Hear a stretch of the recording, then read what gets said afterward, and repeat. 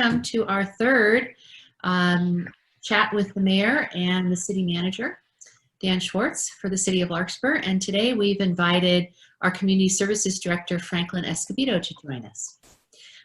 You're welcome to ask any questions, and you can see the information on the chat invite on how to address the city clerk via email and then get on to the chat call.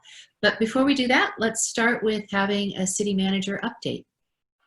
Thanks, Catherine. Well, the big update now is the surprise yesterday that unfortunately the governor needed to roll back the reopening process. So we are now in the midst of trying to digest and work with the other Marin communities to ensure that we comply with that directive from the governor. It's extremely important that we demonstrate efforts across the board to comply. The governor's made it clear that he's going to start to withhold recovery money from communities that don't choose to pursue the directives from the state. And for Larkspur alone, that's about $150,000 he would be able to hold back. That's exclusively for recovery efforts. So we are certainly going to try our best to do it, not just for the public health reasons, but now with this added stick that the governor's holding over us.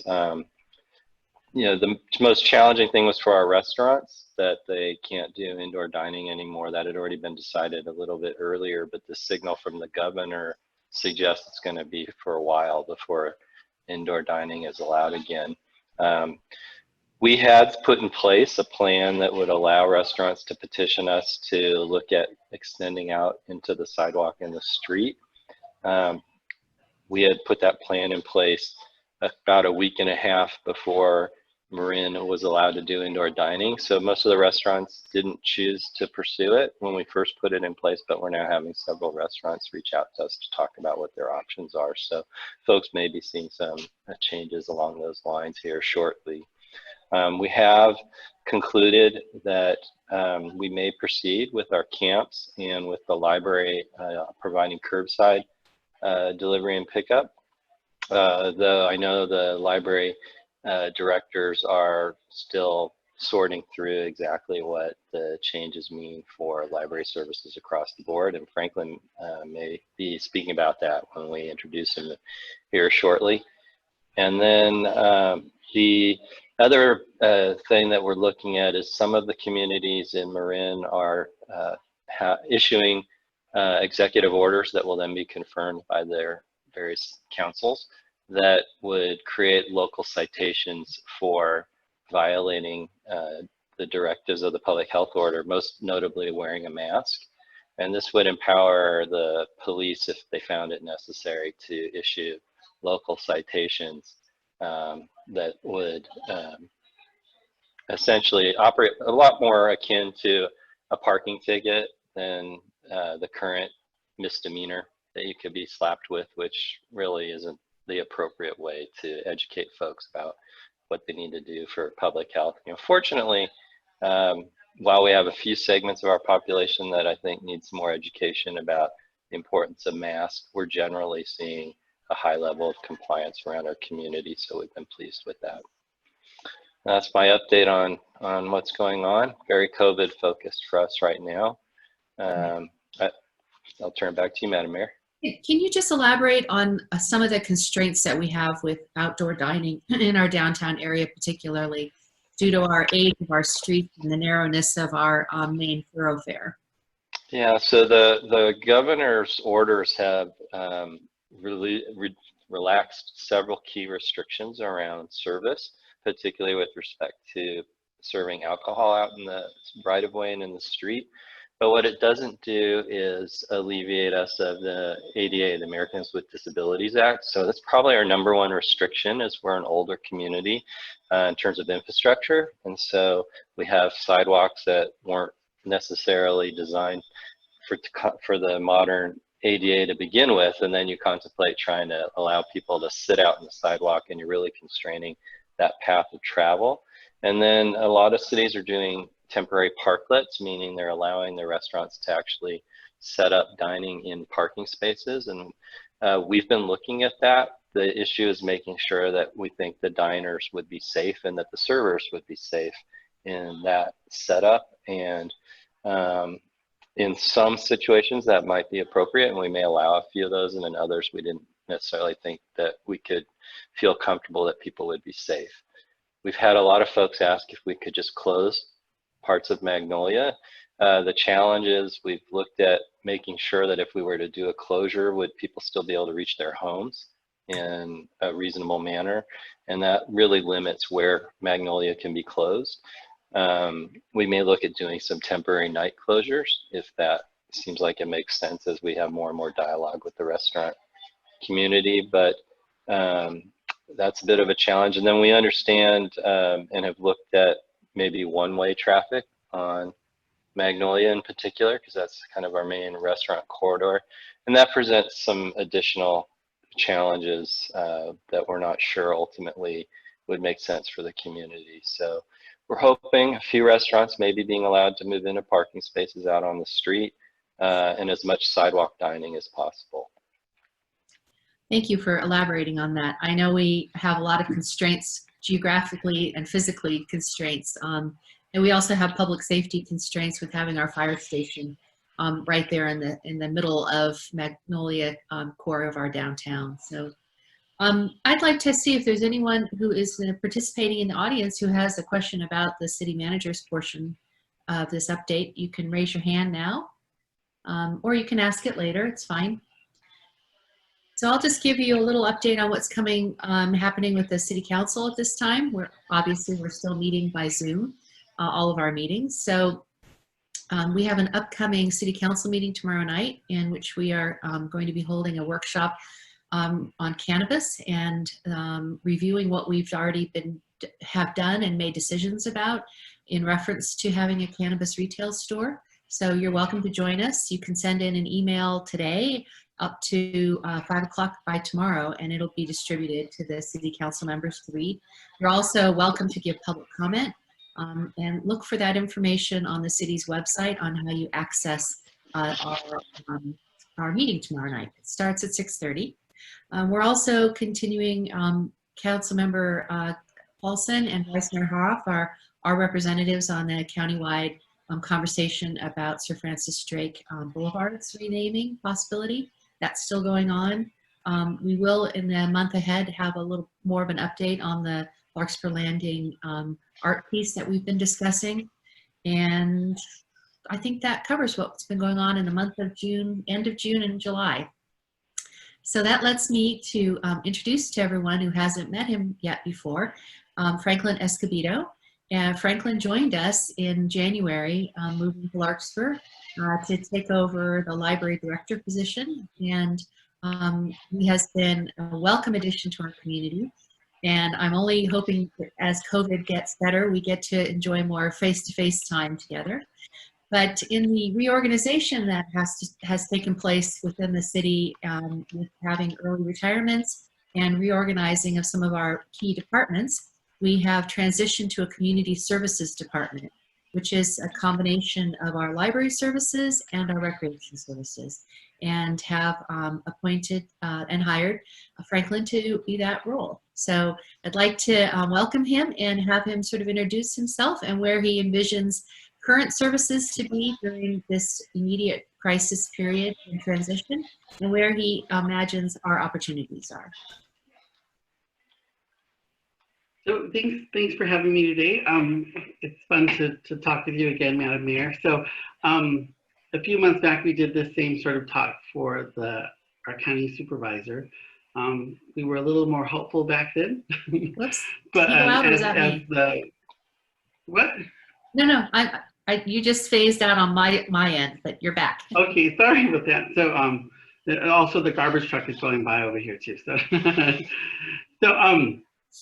yeah, my background, I've been working in libraries for about 26 years now. Actually longer than that because my mom was a librarian. So I sort of grew up in the library system. The garbage man is really making lots of noise. So that's all right.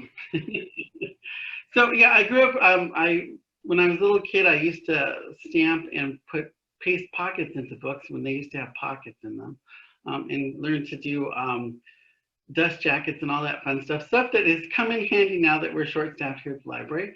But we've picked up a lot of different skills that I've had over the years. Taking over recreation is a new thing for me, but I have worked with recreation to do programming in the past in other cities that I've worked in. So it's exciting, it's a new challenge, but the library and recreation are both facing the same sort of issues. We both work with the community and we work closely with the community with our programming, and having these COVID restrictions have really impacted the way we do business. And a lot of the library programming over the years has been trying to build community. Recreation is, about that physical activity with the sports, with camps, with summer school. So all that stuff right now is just on hold. I've talked to Nick, who is our rec supervisor, and we have hopes that, some of the stuff we can resume. We're already looking to the fall to see what kind of classes that we can have. But a lot of it we know is going to be virtual. If you've been able to attend the library program for the last 2 months, all of our programming has been online on Zoom. We've been working with the Marin Master Gardeners to hold classes every Saturday. We have more workshops coming up. We have an art talk with the Bolinas Museum that we've partnered with. Working online has allowed us to create some partnerships that we wouldn't have had before, because we can, have a broader reach and bring people into town who haven't been here before. We've also started doing story time online. We've already had one guest, which was a police officer from the Central Marin Police. I'm hoping to ask the mayor eventually to do a story time if she's willing. I watched part of that one with the officer. He was great. He was very. Yeah, he did a great job. It's just fun to get people. He's also one of our community service officers who'd worked with the school. So a lot of kids knew who he was. So at first he was a little shy, but once he got going, it went really well. And he's already said he'd love to come back. So that was really fun. And this just gives us an opportunity to reach out in the community to find out other people who are willing to do a story time for us, because it's a fun way to do it, especially for people who are a little shy in front of crowds. You're just talking to, I usually try to leave the room so people are calm. So you're just really talking to the iPad in a big ring light. And you don't have to worry about somebody judging you right there and then, because it's all online. You can't see who's responding. We've been really excited because the recordings that we've done, I know Teresa's a little shy as well, and some of the story times we've recorded now have almost 300 views on them. So they're getting, people are watching them, and that's what's been fun. But Franklin, you're recording those in the children's library room? Yeah, we used to do story time in the reading room. So since we don't have an audience and we don't need the big space, we've moved it back down to the children's room. So we have some of the stuffed animals in the children's room sitting with Miss Teresa, and she uses them for a couple of the songs. She'll pick the teddy bear up and do the body movements. So it's been really fun, and it's nice to be able to use the children's room. I know back in the day when I guess we had smaller story times, we could do it down there, but since story time has become such a very so much so that we got busted by the code enforcement for overcrowding the library. We had to move it up into the reading room, and then we broke it up into different segments. So that was why we had back-to-back story times. But right now, this gives us the ability to do one compressed story time that everybody can watch from home. And then two, if they miss it, because our hours are a little wonky now, story time used to be much earlier in the day. And now me and Teresa think it might be happening during nap time. But at least it's there online for people to watch later on. So we're continuing to do that. We have one more summer reading program right now scheduled, and that's the Magician Perry Ann, who we started doing our programming, advertising on Eventbrite, just so people could get tickets and it reminds you. But both the children's programs have sold out. So we've learned how to stream our programs on Facebook. So while we're actually doing the live workshop online, it's also streaming online. So I know some people have asked to still come to the Magicians, but it was sold out, and so they can't get a ticket. We're just trying to refer people to watch it on Facebook. And then we've also partnered with PBS in Detroit. So every Friday at 5, we have the Penny Stamp Theater lectures streaming on Facebook. We have a whole bunch of different events that we partnered with. This month, we actually were able to partner with KQED. So we have an event, The Vote. They're having a screening online that you can register through Eventbrite.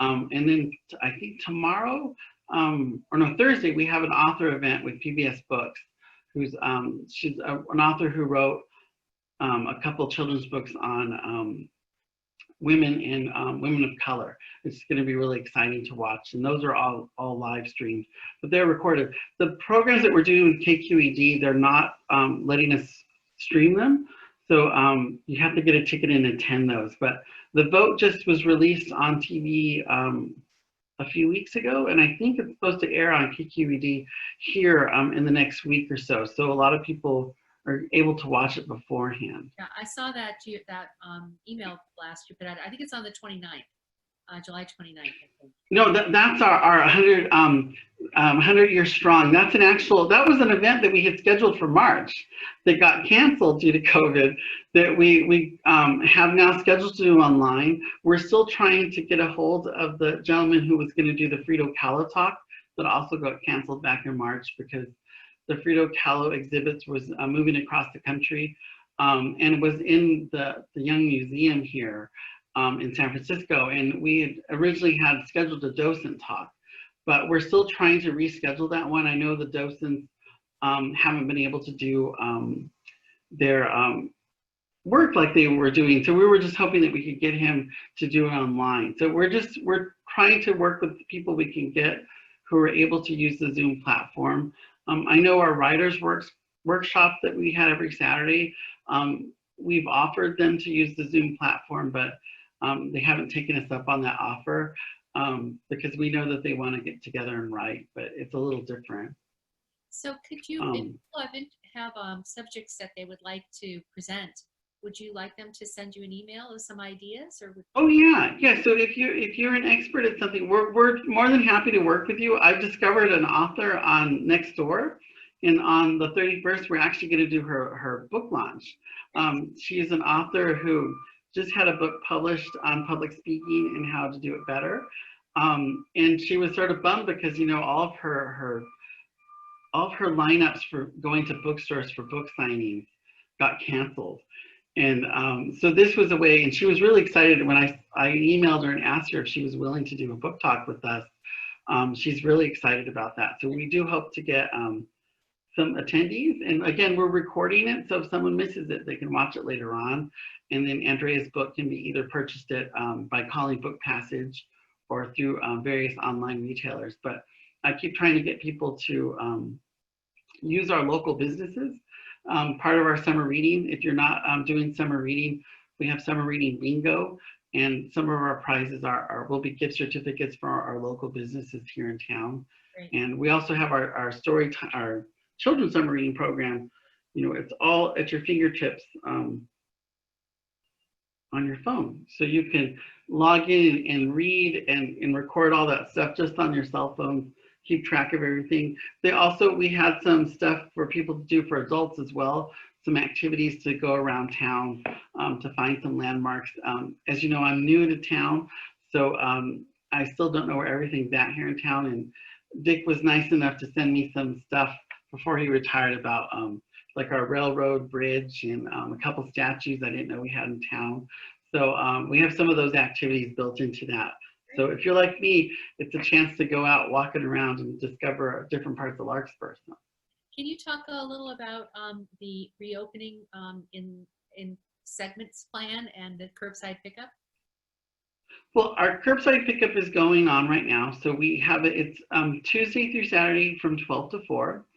If you do get an email, we're asking you to call us ahead of time. People have shown up looking for their books on the table, but we don't want to put your books outside unless we know you're coming. So we want to make sure that, it's only there in that time period that you're coming. We're also taking returns at the same time. So if you've been, holding on to those books since March and you're tired of them taking up space in your house, you can drop them off between 12 and 4. We also, the hope is to eventually get to the point where we can schedule people to come in to do browsing, to use the computer, but it'll be a shorter window of time. But right now with the setbacks, we're still not sure what that's going to look at. If you follow us on Instagram, last week you would have seen our giant piles of books on the tables, because we do have to quarantine all the material that comes back in for 3 days. So once it gets put in that return bin, we wear gloves and masks, we take it out, it sits there for 3 days, and on the 4th day we check it in. There's been some confusion that we discovered yesterday. The county has extended their due dates to September 1st. So emails went out yesterday if you had a county book checked out saying your book was due back tomorrow, but the county has extended all their due dates. So people were confused because not all the county libraries have reopened. Corte Madera is also, they do curbside a couple days a week, but their book drops are still closed, so they haven't been taking returns. So we've been getting lots of returns. When we closed, all of MarinNet, we had 108,000 items checked out. Since we reopened in June, only 43,000 items have come back in. So there's still 65,000 items that have been out since before March. But like I said, if you want to return a book, we're taking returns between 12 and 4. And we're doing that just so it helps curb the tide of books returning. If we're worried if we leave the drops overnight, open overnight, someone's going to stuff it full of books and we won't be able to get it out of the bin. So this has made it easier for the staff to empty the drops. We do it every day. People return stuff, and we've had days where people brought a lot of stuff back. And just like I said, if you're tired of having that book sitting around your house, bring it back. You can place books on hold online or just by calling us. We do answer the phones between 11 and 5. That's when the staff is here, and we'll have things prepared for you. And we're hoping pretty soon, now that we're back in the building too, we should start receiving new books soon. So we've been behind on our books because when we closed, they kept returning our books back to the vendor. So there's some stuff that we have to reorder, but we've had books waiting to be shipped and delivered since April. So those books will slowly start to come back in, and then we'll start to get back on top of reordering.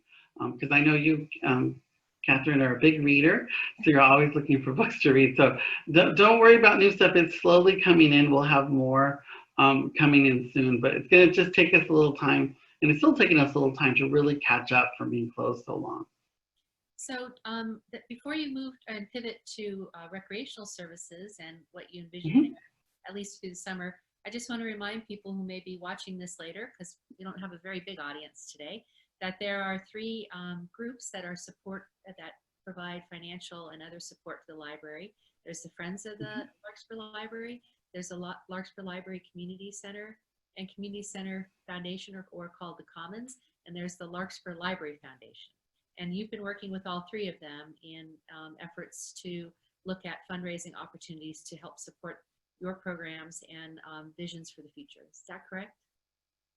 Yeah, I've been trying to get everybody realigned with what we're doing. I know the Larkspur Library Foundation people thought had disappeared, but they haven't. They have continued to give to us every year. And they've they're the unsung heroes because people didn't realize they had still been funding us. They paid for lots of books. If you have subscribed to Book Sizzle, that's our weekly email that goes out with new book reviews and some library events. They've been paying for that for quite a while, but it now has their branding on it. But they've also helped us buy children's books and stuff. The Friends, help support all of our programming. So they've paid for story time, they paid for our incentives for our summer reading, and they've continued to give, continuously and sometimes above what they had originally pledged to us. The Commons is the Commons Foundation. Their original goal was to help us, raise the money to build the new building on Rose Lane. But they've now decided, because of COVID, to pivot a little bit and to begin to help us expand our virtual services. And a lot of people don't know that we do have a lot of databases online, a lot of e-resources that people don't realize that we have. But we're hoping to get some funding to expand those to be a little more relevant, especially as the times get tough and people are looking for jobs. We're hoping to get some databases that will help support online learning. I know with school looking the way it's looking, we're hoping to get some tutoring services so people can go online and get tutoring help. But yeah, just trying to, they're great partners, and just trying to align them with the needs that the library has. It's an ongoing process, but it's going to work out well. And all three of them are still on board with helping the library. They still want to know what we need and helped us. The Friends helped us set up for curbside by buying the canopy and the little bags that we put all the books in. So yeah, they're great sponsors, and I think anybody who's watching, if you're a sponsor of any of the three or all three, thank you for your continued support. We couldn't do the things that we do without their support.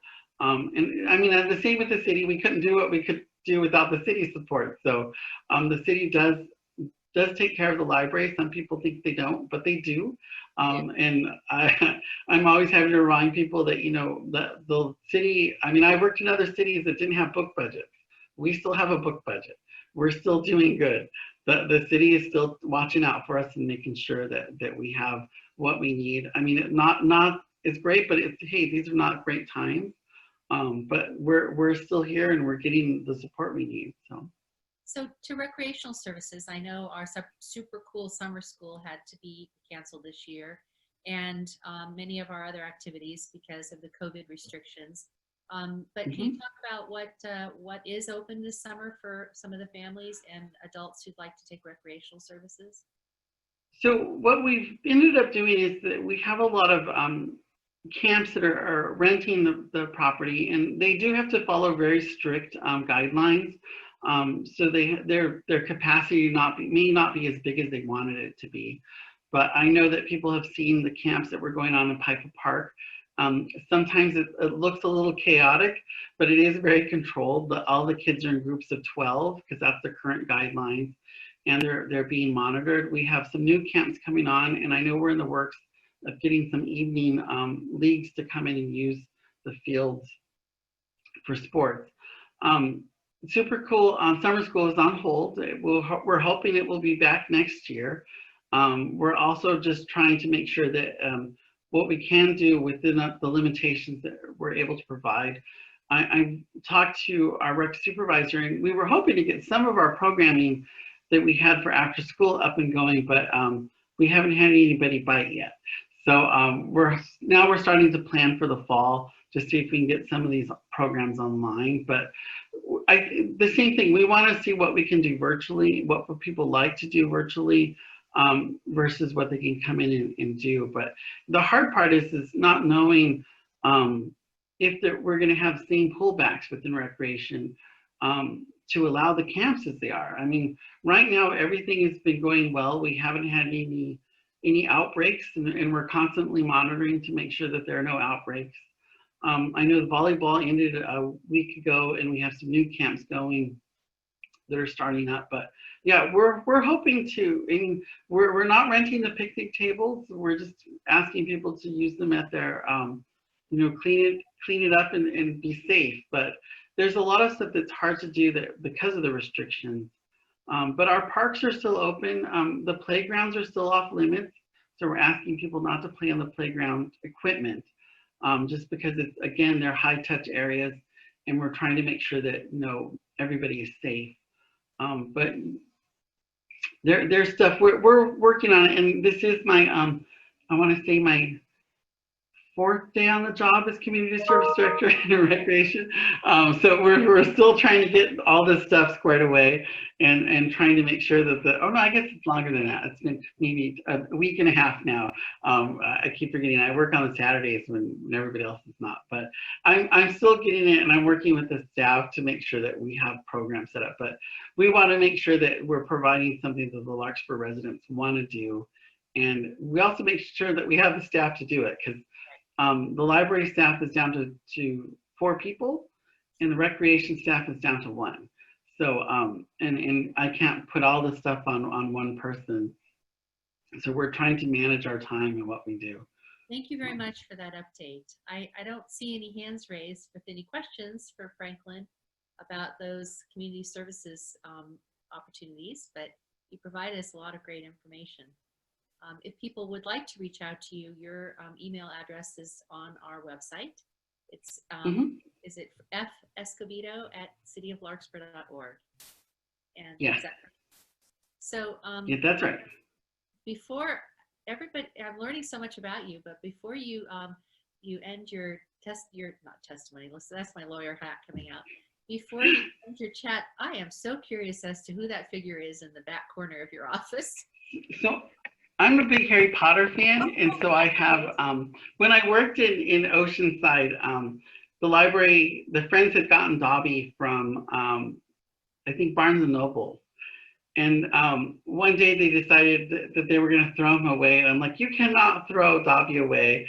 And so I paid the Friends for him. And so Dobby has followed me around ever since. But I tried to keep it at home, but I didn't have the space. So Dobby's sort of a fixture in my office.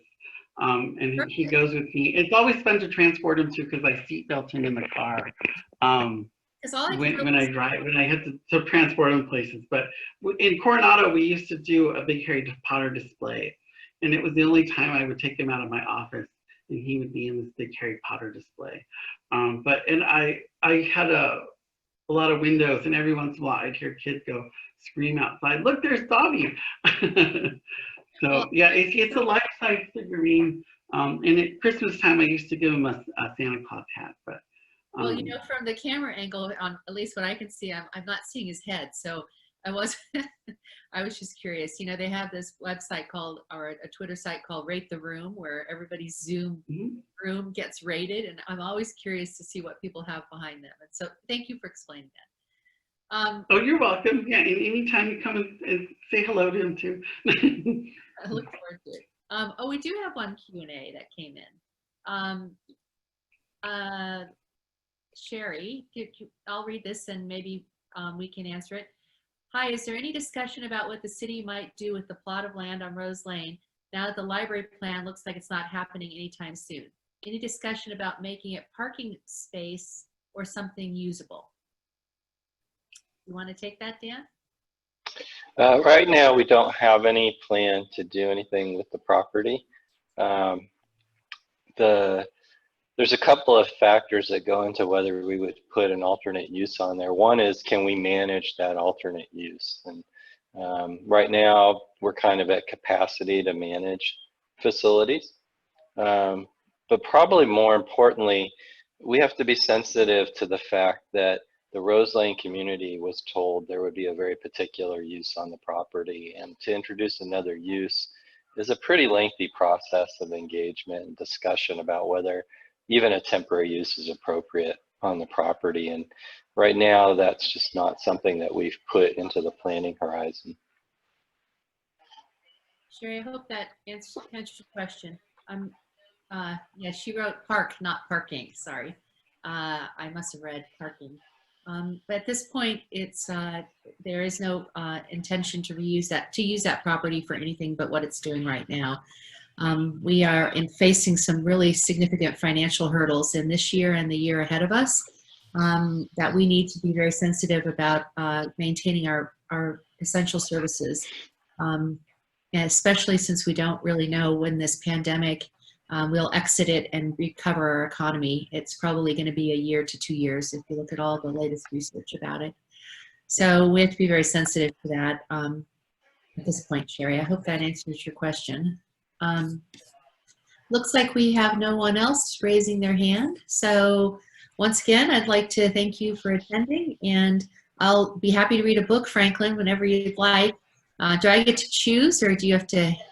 Yeah, no, I was going to email you about it, but yeah, you get to choose the books you want to read, and then we'll work out all the details. So it probably won't be the end of August, but I need to make sure it works with your schedule. Okay. So. And I think it would be great if we could have someone read a book in Spanish too, because. Oh yeah, that would be awesome. So. Yeah, I know we've had a large uh, opportunity to bring in Spanish language books to our library in the last years. So don't ask me to do it though, because my high school Spanish, I only got to spend a year. All right, well, I'm in the same boat. I used to have. oh, we just got a thank you from Sherry. Thank you, Sherry, and keep watching us and sending comments to the City Council for any time you have a question about that. Is there anything else we want to add? No? All right, well, thank you everyone for watching us. Maybe you can watch, for those of you who missed us live, you can watch us on the YouTube channel later. And I'd like to thank Allison, who's the city clerk of Larkspur, for her help in setting this up, and Shannon, who is the assistant to the city manager, and her help in setting this up also. So thank you everyone, and we will see you hopefully online at tomorrow night's City Council meeting. Good night or goodbye.